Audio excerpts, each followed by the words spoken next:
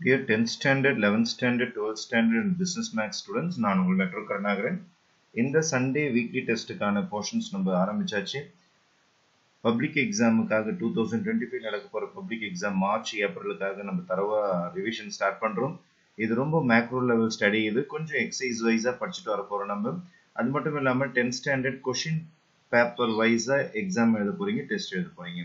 இப்போ Sunday evening உங்களுக்கு 7 மணிக்கு, அதாவது கம்மிங் சண்டே 29th டிசம்பர் உங்களுக்கு கம்மிங் சண்டே டெஸ்ட் நடக்க போகுது. அதுக்கான போர்ஷன்ஸ்ன்னு பார்த்தீங்கன்னா அதில் 1 மார்க் இருக்கும், 2 மார்க் இருக்கும், 3 மார்க் இருக்கும், 5 மார்க் இருக்கும். 10th ஸ்டாண்டர்டை பொறுத்த வரைக்கும் 1 மார்க், 2 மார்க், 5 மார்க்ஸ் மட்டும் இருக்கும். ஏன்னா உங்களுக்கு 3 மார்க்ஸ் கிடையாது. அதில் கிரியேட்டட் சம்ஸும் மிக்ஸ் ஆகி தான் வரும் உங்களுக்கு. இப்போ 12th ஸ்டாண்டர்டை பொறுத்த வரைக்கும் சாப்டர் 3 and 9 இன்னையோட முடிச்சிடுறீங்க. நீங்கள் இந்த டெஸ்ட்டோட நீங்கள் சாப்டர் 3 and 9 கம்ப்ளீட் பண்ணி தூக்கி போட்டுடணும். அதுக்கப்புறம் அதை சேர்த்து வச்சிடக்கூடாது. ஏன்னா வாரம் நமக்கு ரெண்டு சாப்டர் டெஸ்ட் எழுதினாதான் பிப்ரவரிக்குள்ளார ஓரளவுக்கு போர்ஷன்ஸ் முடியும், இல்லைன்னா முடியாது. ஏன்னா ஜனவரியில் ஒரு 4 வாரம் தான் இருக்கு, பிப்ரவரியில் ஒரு 4 வாரம் தான் இருக்குது, 8 வாரம் தான் இருக்குது. ஆனால் இருக்கிற சாப்டர்ஸும் நம்ம கிட்ட 12. அதனால ரெண்டு சாப்டர்ஸாக டெஸ்ட் எழுத போகிறோம். ஒரு ஈஸியான சாப்டர் பிளஸ் ஒரு கஷ்டமான சாப்டர் சேர்த்து நம்ம டெஸ்ட் எழுத போகிறோம். அப்போ 12th ஸ்டாண்டர்டை பொறுத்த வரைக்கும் சாப்டர் நம்பர் 3 and 9 டெஸ்ட் எழுத போறீங்க. 11th ஸ்டாண்டர்ட் மேத்ஸை பொறுத்த வரைக்கும் நீங்க என்ன எழுத போறீங்கன்னா சாப்டர் நம்பர் 1 and 7 டெஸ்ட் எழுத போறீங்க. அதே மாதிரி 11th ஸ்டாண்டர்ட் ஸ்டூடெண்ட்ஸும் நல்லா பார்த்துங்க. உங்களுடைய போர்ஷன்ஸை முடிக்கிறது ரொம்ப கஷ்டமா இருக்கும்.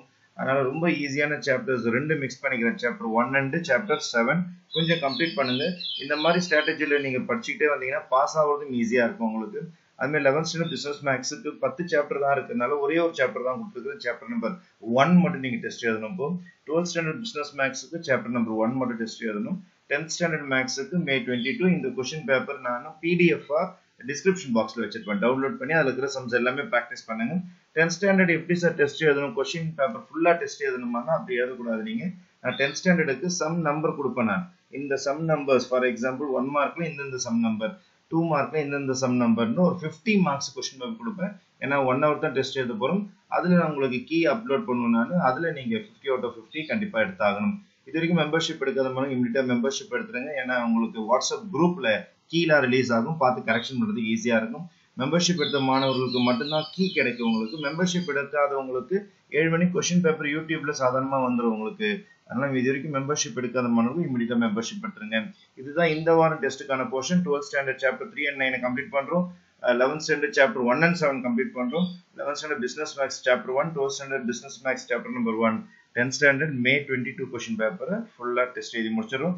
தரவா படிச்சிருங்க. May 22 கொஸ்டின் பேப்பர் ஒரு சம் கூட மிஸ் பண்ணக்கூடாது. அதுல கிரியேட்டட் சம்ஸ் எல்லாம் இருக்கும், அதையும் சேர்த்து நீங்க பிராக்டிஸ் பண்ணி முடிச்சிடணும்.